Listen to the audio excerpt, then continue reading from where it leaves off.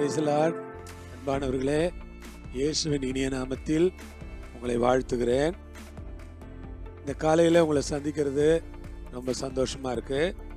லூக்கா 21:4 பின்பகுதியை மட்டும் வாசிக்கிறேன். இவளோ தன் வறுமையிலிருந்து தன் ஜீவனுக்கு உண்டாயிருந்ததெல்லாம் போட்டுவிட்டாள் என்றார். இவளோ தன் வறுமையிலிருந்து தன் ஜீவனத்துக்கு உண்டாயிருந்ததையெல்லாம் போட்டுவிட்டாள் என்றார். கர்த்தருடைய பரிசுத்த நாமம் மகிமைப்படுவதாக. கேட்கிற தேவனுடைய பிள்ளைகளே, இந்த சம்பவம் ஒரு வித்தியாசமான ஒரு விசேஷமான சம்பவம். ஆண்டவராகிய இயேசு கிறிஸ்து தேவாலயத்திலே காணிக்கை பெட்டி அருகிலே அவர் அமர்ந்திருந்தார். பொதுவாக யூதர்கள் காணிக்கை போடுறத யாரும் பார்க்க மாட்டாங்க. அதனால யாருக்கும் தெரிகிற மாதிரி அவங்க காணிக்கை போட மாட்டாங்க. பார்க்க மாட்டார்கள் என்பதை விட யாருக்கும் தெரிவது போல் அவர்கள் காணிக்கை போடுவதில்லை. காணிக்கைகளை மறைத்து செலுத்துவார்கள். அப்படி அவர்கள் காணிக்கைகளை செலுத்தி கொண்டிருக்கிற வேளையில் ஐஸ்வர்யவான்கள், செல்வவான்கள், வசதியானவர்கள் இவர்களெல்லாம் காணிக்கையை செலுத்தி கொண்டிருந்தார்கள். அப்படி செலுத்துகிற வேளையில் ஒரு ஏழை விதவை அந்த ஆலயத்திலே இருந்தாள். ஆலயத்தில் ஏழை விதவைகளும் இருப்பார்கள், துன்பப்படுகிறவர்கள் இருப்பார்கள், ஃபினான்ஷியலாக மிக பின்தங்கிய நிலையில் இருக்கிறவர்கள் இருப்பார்கள், பொருளாதாரத்தில் மிகவும் கஷ்டப்படுகிற மக்கள் அங்கே இருப்பார்கள். அப்படியாக ஒரு விதவை அங்கே இருந்தாள். ஒரு ஏழை விதவை.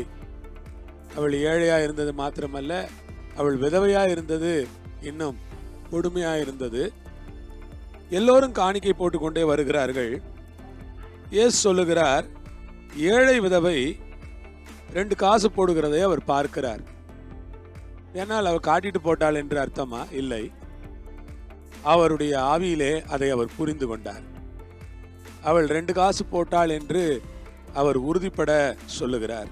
அதை அவர் விளங்கிக் கொண்டார். என்னை கேட்கிற எனக்கு அருமையான விசுவாசிகளே, அருமையான நாளில் வேளையில் ஆண்டவருக்கு நாம் என்ன கொடுக்கிறோம் என்பதை ஆண்டவர் பார்க்கிறார். எப்படி கொடுக்கிறோம் என்பதையும் ஆண்டவர் பார்க்கிறார். ஒரு ஏழை விதவை 2 காசு போடுகிறதை ஆண்டவர் பார்த்து, இந்த ஏழை விதவை மற்ற எல்லாரை பார்க்கிலும் அதிகமாய் போட்டால் என்று மெய்யாகவே உங்களுக்கு சொல்லுகிறேன் என்கிறார். ஏழை விதவை மற்ற எல்லாரை விட அதிகமாய் போட்டால் என்று மெய்யாகவே உங்களுக்கு சொல்லுகிறேன் என்கிறார். ஆம் அருமையானவர்களே, ஒரு ஏழை விதவையினுடைய காணிக்கையில நம்முடைய பரலோகத்தின் தேவன் எவ்வளவாய் சந்தோஷம் அடைந்தார் பார்த்தீர்களா? சொல்லுகிறார், மற்ற எல்லாரை விட இவள் அதிகமாய் போட்டார். அப்படி அவள் செய்தாளா? இல்லை. அவள் கொடுத்தது கொஞ்சம்தான். அதை விவரிக்கிற வேளையில் ஆண்டவர் சொல்லுகிறார், எல்லாரும் தங்கள் பரிபூரணத்திலிருந்து ஆண்டவருக்கு காணிக்கை கொடுத்தார்கள். எல்லாரும் கொடுத்தார்கள். ஆனால் எல்லாரும் அவர்களுடைய பரிபூரணத்திலிருந்து காணிக்கை கொடுத்தார்கள்.